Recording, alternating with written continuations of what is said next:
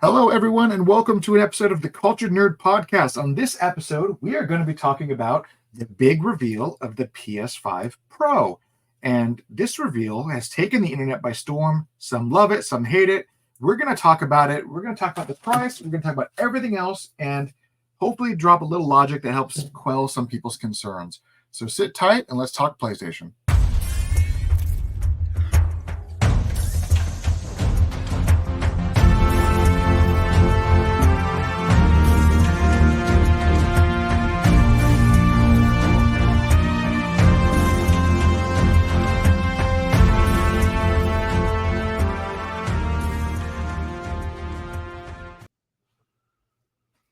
What is happening? Switch malfunction. Switch to the next card. Switch to the next card. I fixed it. It's fine. We're good. Everything's fine. You are... Oh, Taylor, remember exactly what I told you was going to happen? It's happened. Taylor, vamp right now. Talk about the PlayStation. So, Michael had to step away. He's got people working on his house, and that is a thing. So I'm going to drop him off for a second. But yesterday, PlayStation had a big press conference, bright and early, first thing in the morning, and in that press conference, they announced the PS5 Pro. Now, this console surprised a lot of people because it was exactly what we were expecting. However, the price was not what people were expecting. Right off the bat, Sony had revealed that this new console is essentially focusing primarily on graphics and performance. Not much else is being changed. It is a console that is meant to be the natural successor to the PS5, but instead of having performance mode and fidelity mode, they want to have a console that just does it together. So with that, they put out the PS5 Pro. They told everyone, this is what's going on with it. This is what it does. These are the big three things that we're focusing on. And then they showed this video. Everything was cool. Everything was exciting. They got to the end, and people were upset because this console is coming out November 7th and is going to be a whopping $699. And immediately the internet said, I don't need the PS5 Pro because I don't have that kind of money right now. And everyone kind of was just very upset about the price point. However, the price point, it should be the least factor, and we'll go into that in a minute. But what is unique about this system is what it does. The big three, the upgraded GPU, allowing it to be basically faster memory, faster reaction times. You've got advanced ray tracing, so better resolution, better reflections, better lighting. And then the AI-driven upscaling. So their PlayStation Spectral Super Resolution is going to basically upscale games as you play them. So PS1, PS2, PS4, the games that don't have that kind of resolution, this new AI-driven system in the console supposedly is going to help clean up those games while you're playing it and add more pixels to where it looks nicer. But the high frame rates, the better graphics, all of these things are cool and all, but the big drawbacks that people were finding was the price point of $699 and the fact that the PS5 Pro does not have a disk drive in the box. You can buy the Slim's disk drive and slap it on the side, but it is a modular system just like the Slim. First off, I hate that we're getting rid of disk drives. Now, I am a part of that community, but that is also speaks to my age. There's so many things we need to talk about here. First and foremost, Taylor is a PlayStation shill. Taylor loves PlayStation. It was a console. It was probably the premium console of his formative years. All of them. All of the systems have some of Taylor's favorite games on them, period. Now, Taylor probably has favorite games on other consoles as well, but I think that the PlayStation probably ranks above all of them. I think it just came back to the fact that, so when I was a kid, my dad was like very anti-video games. You remember this. He thought that video games were going to rot our brains. There was no reason to play these things. And he was just very like, we don't need these in our house. And it seemed like simultaneously, my mom and his sister bought us a Super Nintendo and a PlayStation the same week. And the first game that I had for each of those, I had Turtles in Time and Mario Kart for the Super Nintendo. And then on the PlayStation, I had Jet Moto and Final Fantasy VII. And those were the games that I started my gaming journey with. And that was my childhood. What a crazy four lineup. Yeah, that was my childhood. I mean, I was introduced to these things when I was about 10 or 11. That's about how old I was when Final Fantasy VII launched, and it was the game that my aunt bought me the PlayStation and sent me the brand new game, the big game of the year, Final Fantasy VII. So I had that, and that was so when I was playing with my brothers, we played Turtles in Time, and then when I wasn't playing with them, I was playing Final Fantasy VII. And it was a very unique take. And yes, I turned into a PlayStation shill, but you can also say that every other console that ever came out, I bought the day it came out. I mean, I remember we got the Xbox, the original Xbox with the Duke controller on launch night because we had to play Halo because that trailer for Halo looked like the best game ever created. So I did the same thing. We had our friend Kevin. He picked me up the night Halo 2 came out, and we went to school the next morning after picking it up at 1 in the morning. So we definitely had What a different world. what a different world. Primetime video games. Well, what's sad is that they're not really, I mean, they're doing away with disk drives. So basically, it's like, when do you unlock the content? Which I guess is where it's going.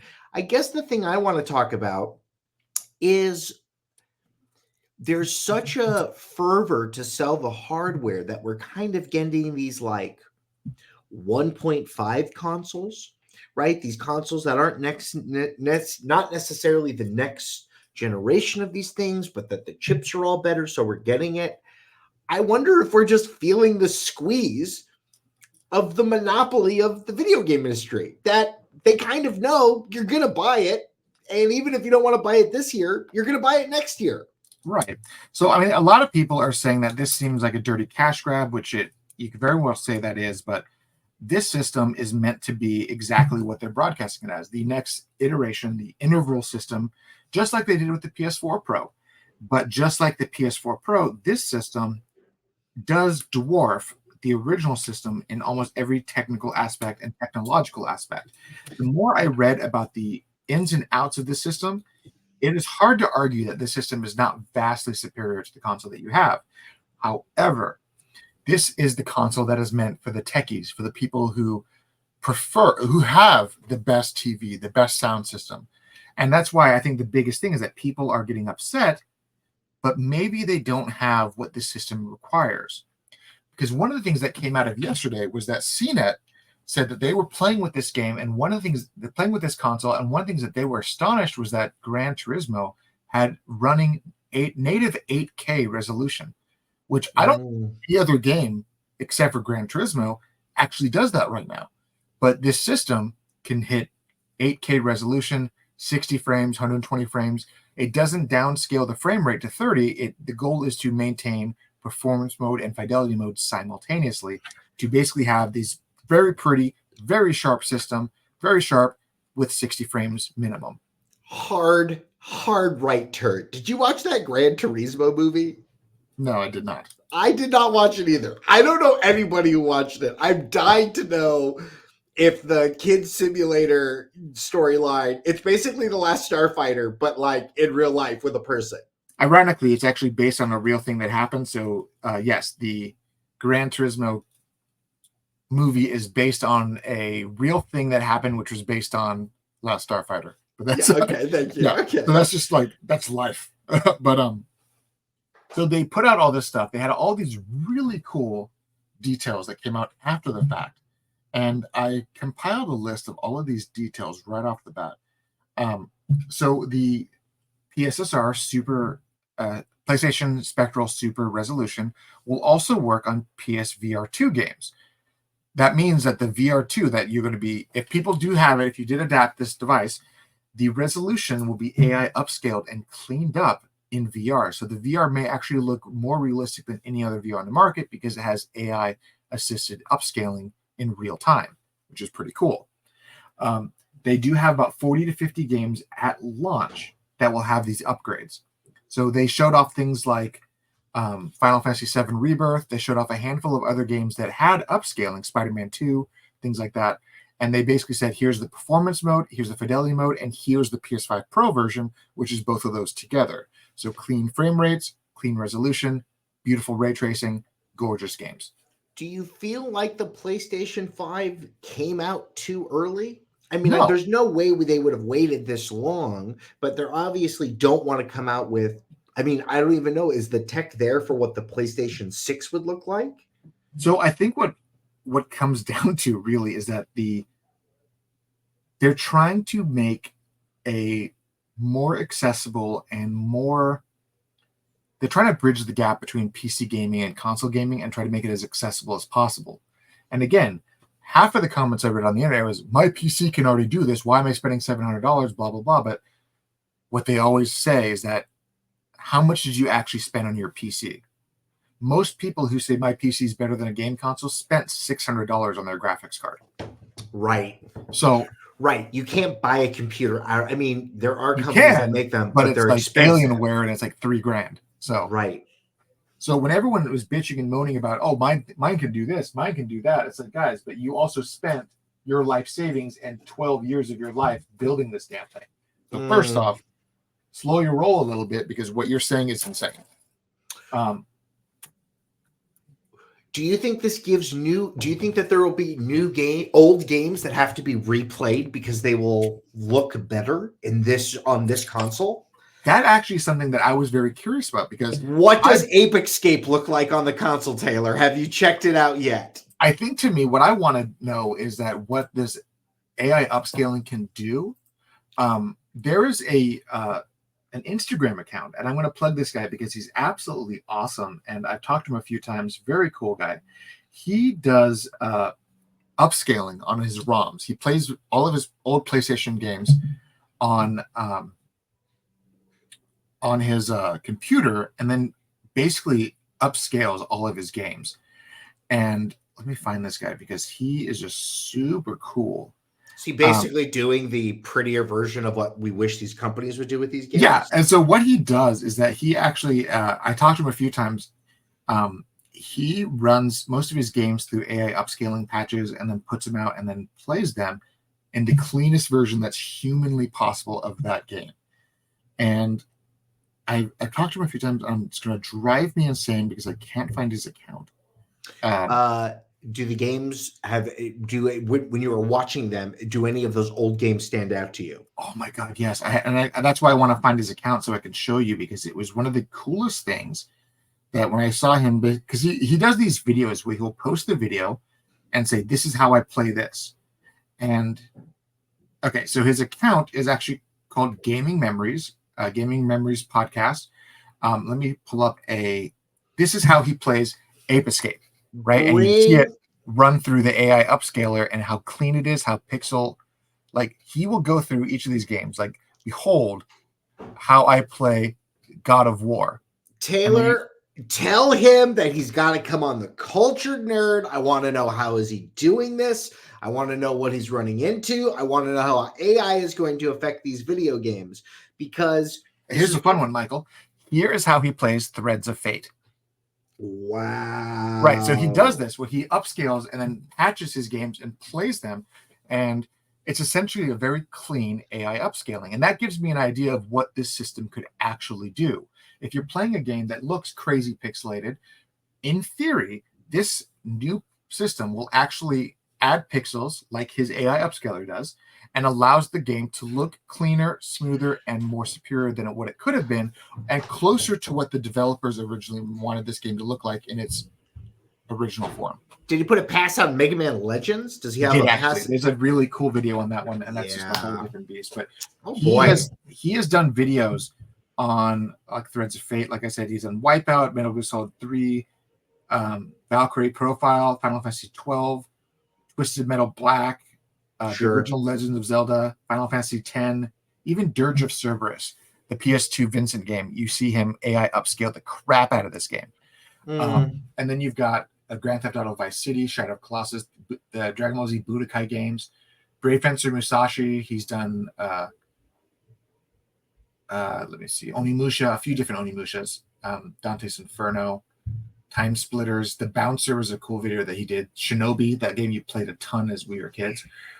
He does a lot of these very classic, iconic games. AI upscales them and then shows you, like, most people who play these games and try to play them today, one of the biggest issues that people have is that it is really hard to get back into that original look because of the pixels. Not for me. That's called nostalgia, baby. Remember Exactly. berries. They taste delicious. Yeah, and so for people like us, people who like those retro games, I've actually been going out of my way trying to find a CRT TV so I can play it with the original pixels so it doesn't look janky and weird when it's stretched.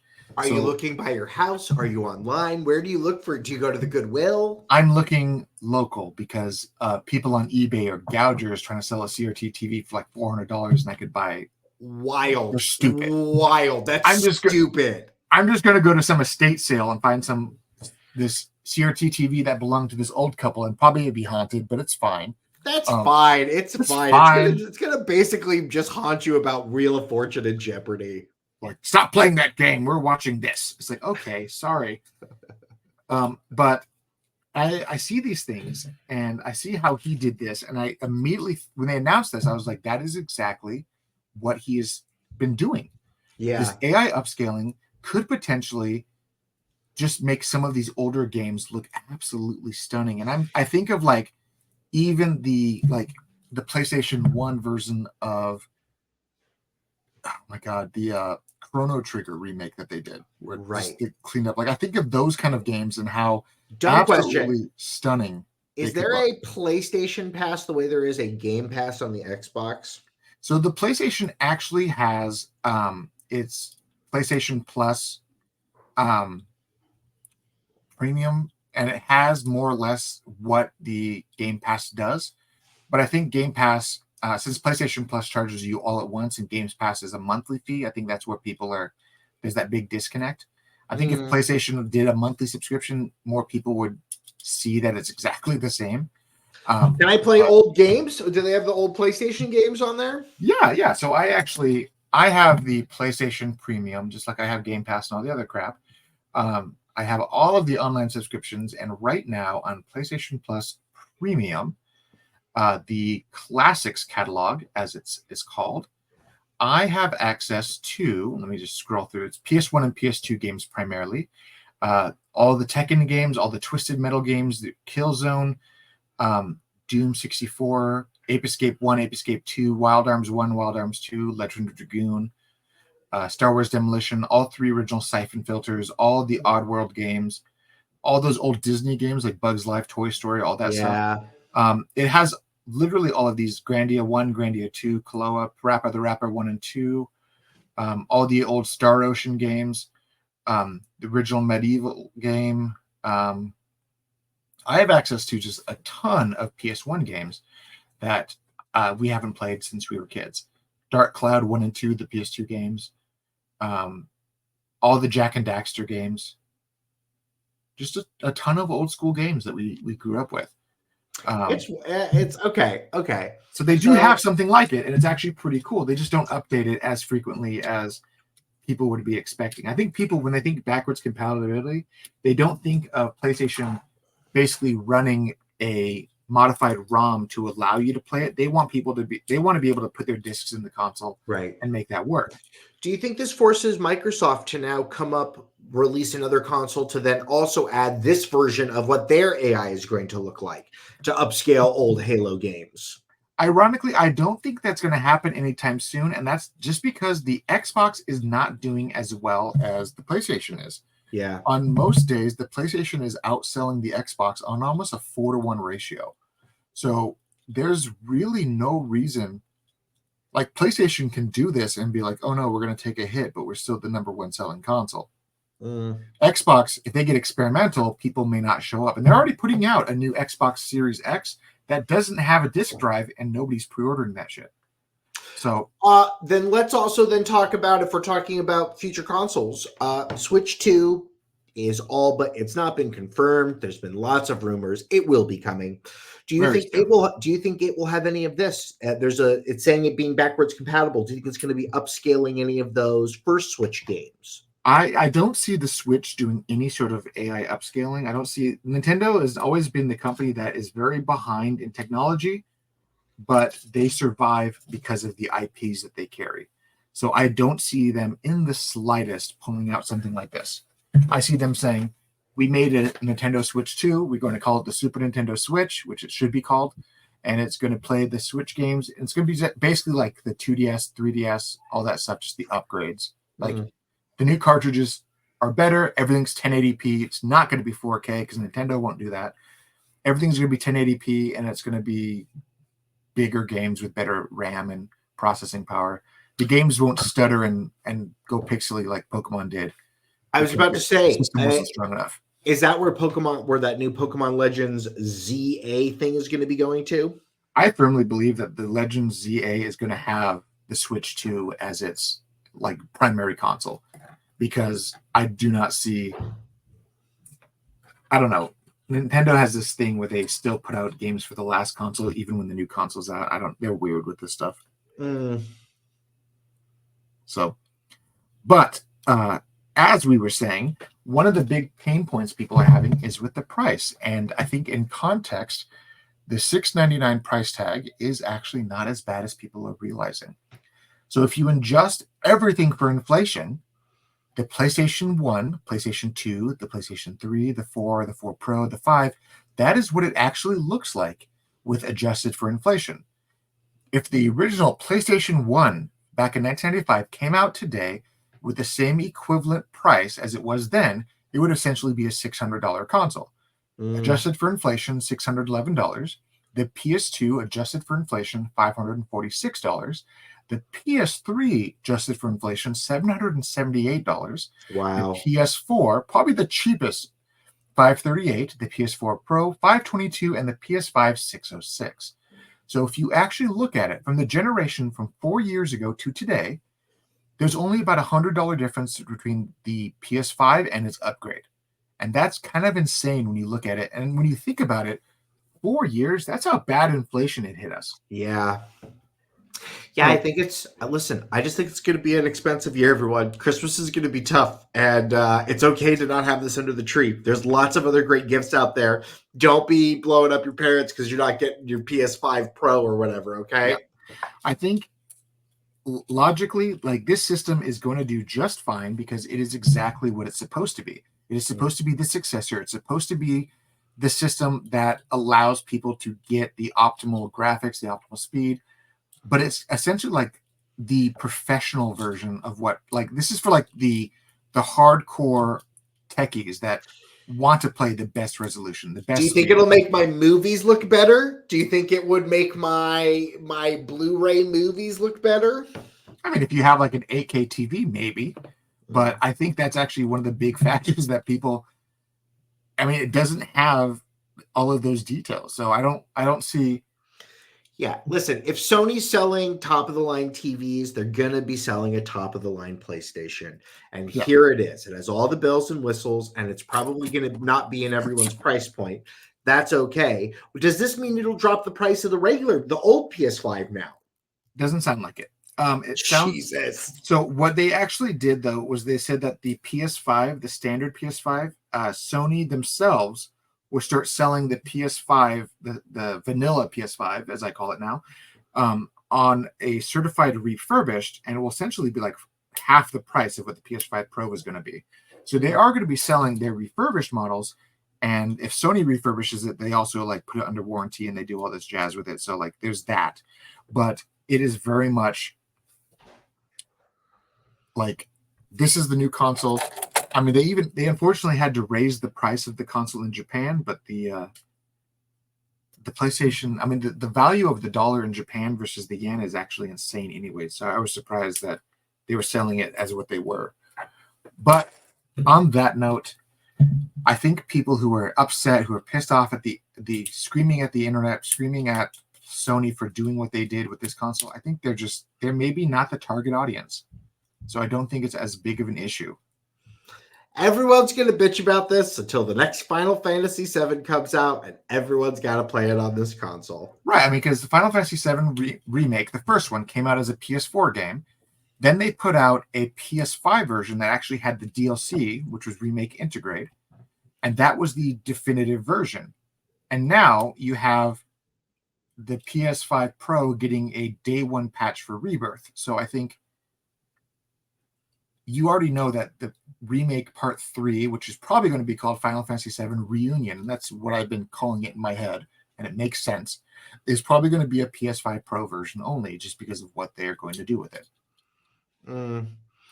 I'm gonna call it revision, but they spell vision really weird with like numbers and stuff. That's what I think it's gonna be. Because we all know Square Enix is weird with their naming.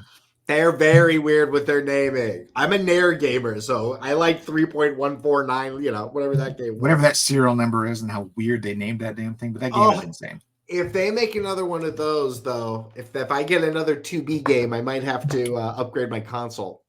But I'm looking at it, and it's actually interesting because GameStop announced today that they're actually taking back the PS5, the standard PS5, and they're going to be giving people upwards of $400 for the PS5 toward the PS5 Pro. It's actually a pretty damn good deal if you look at it. How many people are going to... That's pretty crazy. That's a pretty good deal. So, I mean, GameStop is, funny enough, they've been kind of, even though that their parent company is Microsoft, they've been kind of going to war and shading Microsoft all the time lately with their business decisions. So I could very well see them, they're definitely kind of positioning themselves in a way that is getting more favor out of fans because of how they're handling used games, physical games. And then with this console, the PS5 Pro, because it does have the disk drive as a separate unit, what's interesting is that this actually allows Sony to streamline production of this device instead of making multiple variations. And that gives them more time, more ability to put out as many of these things as they can. So the people who don't want the disk drive don't need to buy it. If you do want a disk drive, you can still go track one down. Great. It just means that to get the completed version of this console, you're going to have to be spending more money than you're probably expecting. Well, everything costs more money. So at least they're coming out and telling you up front, and you're not going to be shocked next week unless it goes up again, but I don't think it will. If anything, I think they could probably see that fans are upset about it, and they probably may drop the price. And that's probably what I see happening more so than anything else. You think they bundle it with an Uncharted or something like that? I see them say, by the way, we changed our mind. The console does come with the stand that is totally optional because most people don't even bother putting the console upright. I mean, people who use discs don't put their console upright because they know it scratches discs. That's just a thing. So I don't see any, like, we'll see what they do, but I think that they're going to definitely hear that the fans are upset about the price point and something is going to happen there. Well, nobody likes upset fans. We like happy fans. And if you are a happy fan, head on over to the patreon.com/theculturednerd. All of your support is very welcome. But if you do not want to support in that way, head on over. Please like, comment, subscribe. It really does help the algorithm for people to find the show. What old video games would you want to see AI resolution? The AI bots are working on it. What do you want to make it look good? Pokemon Red? Pokemon Blue? Maybe we're talking even older than that. Let us know down below. Taylor Murphy's been your host. I'm your co-host, Michael Santo. Thank you so much for joining us, and we'll see all you kids and cats next time. Bye. See you next time.